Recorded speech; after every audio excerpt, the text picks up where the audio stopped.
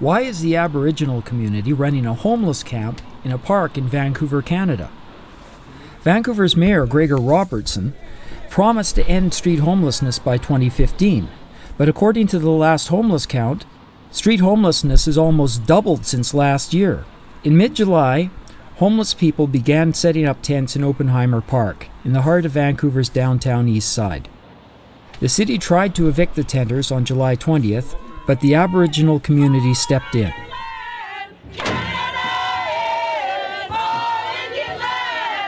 Vancouver is on unceded Aboriginal territory, which means that Aboriginal communities never legally gave up the land that Vancouver sits on.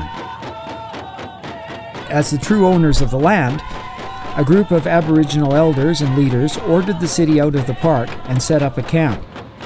The city has backed down for now, and camp leaders have been having cordial discussions with city officials concerning the running of the camp and locating housing for the homeless people in the camp.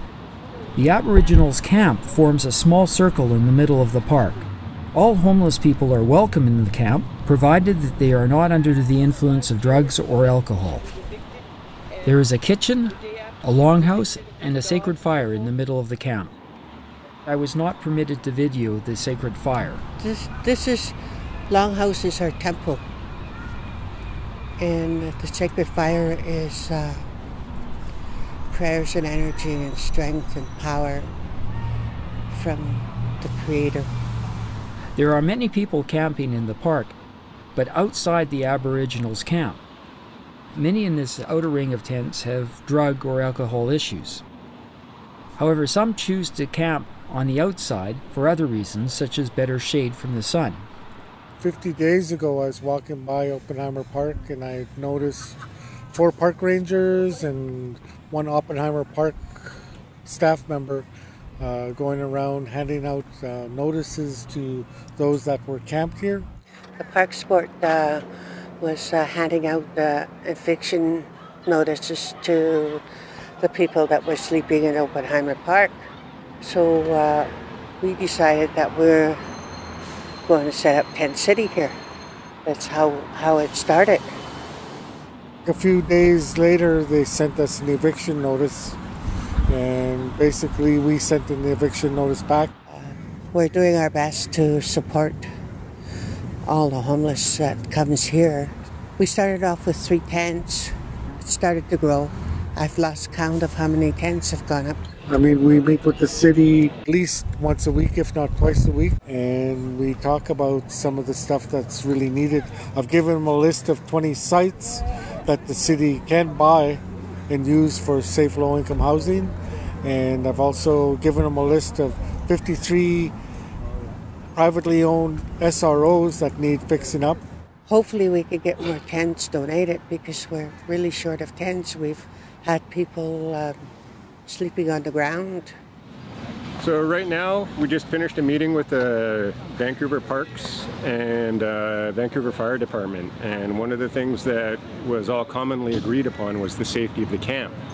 And so what they wanted to make sure was they wanted to do a non-intrusive sort of mini inspection of tents to make sure that people aren't smoking in their tents or nobody's left alone. Right now today's concern was just the safety of people, which was shown with a great amount of respect. So it's a bridge building sort of mechanism that'll help establish more solid ground for people in the near future. And you've suffered homelessness as well. Yes. Experienced it as well. I was couch surfing, plus I was working at the fish plant in North Shore. Finally, I got a little place, like a storage space, and it was free because I had cleaned the hallways and the stairwells for the elder couple that were looking after the apartment. Being homeless is really stressful, really painful, and it can create hardship with others, because you're couch surfing, right? I feel the pain for the people that are homeless here, with the hardships that they're going through. I have noticed that people who are homeless usually have had some horrendous experiences, often in early childhood. I asked Stella if she had been sent to residential school. Yeah, I am a survivor of the residential school.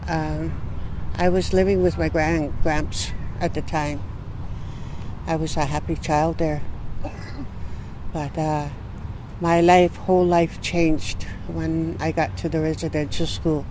I was hit in the ears, dragged by my ears, lifted up by my ears, and they had damaged my eardrums because of all the blood drainage that was coming out of my ears. They'd stick swabs in my ears, and I guess even make it bleed more.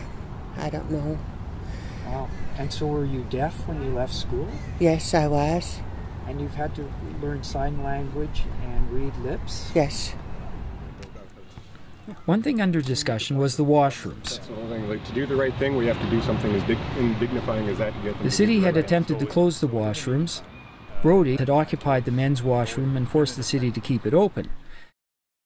Basically, he occupied it at closing time and let the staff member know that I wasn't leaving. But the women's washroom was locked. And this was creating problems for women in the camp.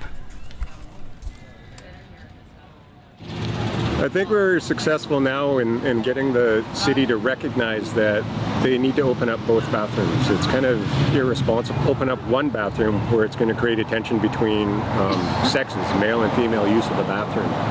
So, there has been no dialogue. City officials declined to comment.